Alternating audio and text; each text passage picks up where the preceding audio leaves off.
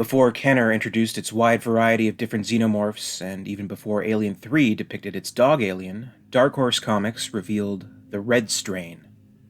In the story of Alien's Genocide, published between 1991 and 1992, the new strain of red xenomorphs propagated on the alien planet of G435, also known as Hive World, leading to a civil war between the original form of black xenomorphs and the new Reds. It was due to human intervention that the Red strain was finally able to flourish. Genocide, which picks up after the Earth War storyline in the comics, in which the Queen Mother, the leader of all aliens, was captured and killed, leaving the Hive World without a matriarch.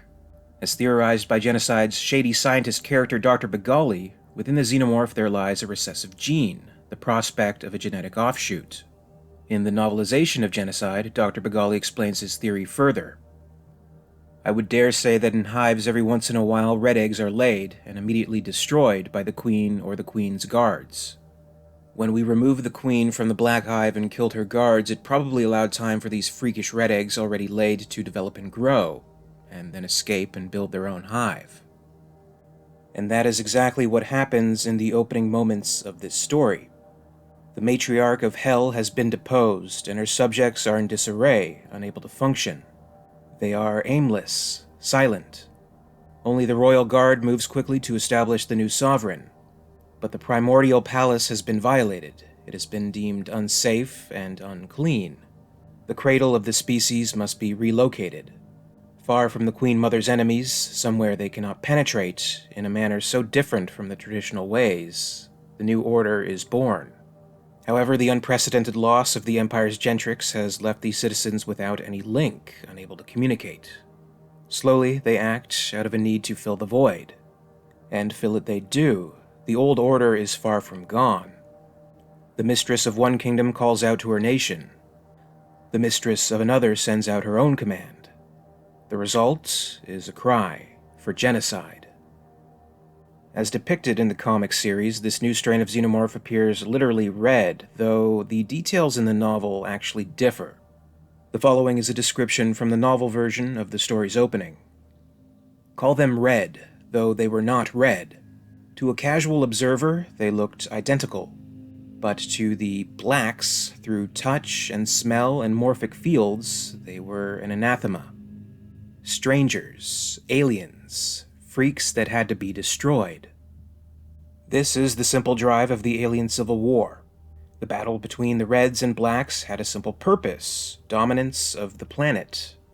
One strain wants to survive and replicate over the previous, something I'm sure we're all too well aware of these days. The war between the two types of aliens was bloody and brutal. Acid blood sprays, limbs are torn off, no prisoners are taken. The only goal is for one strain to completely annihilate the other. It should be noted, though, that the Red strain is not a result of any hosts, but, at least according to this story, Dr. Begali's theory of a recessive gene is indeed a valid one.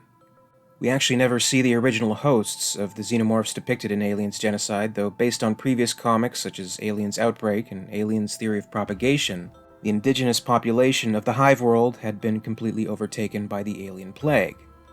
Although these hosts were not human, the resulting xenomorphs appear as they would from human hosts. It must be kept in mind that during this time, the concept of a varying xenomorph type based on its host wasn't being explored.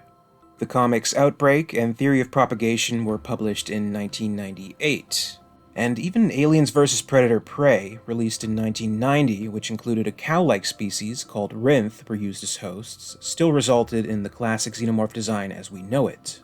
Though once Alien 3 presented the dog alien, and Kenner, of course, released its series in 1992, the floodgates were opened. After that, all kinds of different possibilities based on the host could be explored. The red xenomorph, as seen in Genocide, was a subtle yet crucial step in exploring these possibilities. The red variant has become memorable in its own right, even receiving the coveted NECA figure release years later to immortalize the design in its Aliens line. Both the standard Red Warrior and the Red Mother Queen were made available as figures.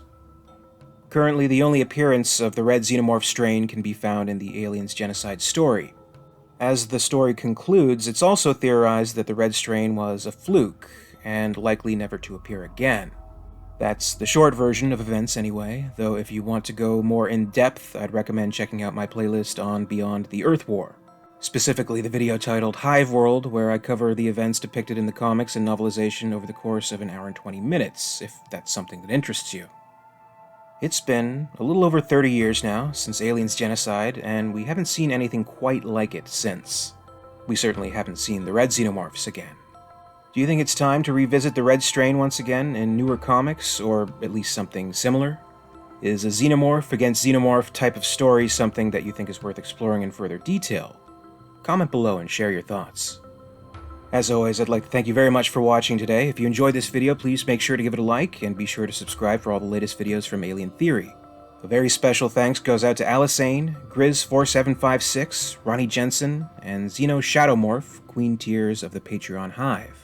Thank you to Gregory Ford and John Griggs, the Hive's Praetorians, and a very special thanks to Lady Anne in the Ellen Ripley Tier of Excellence.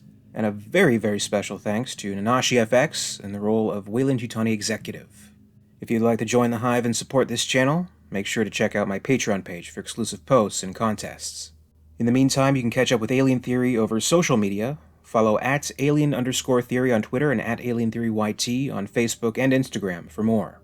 And until next time, this is Alien Theory, signing off.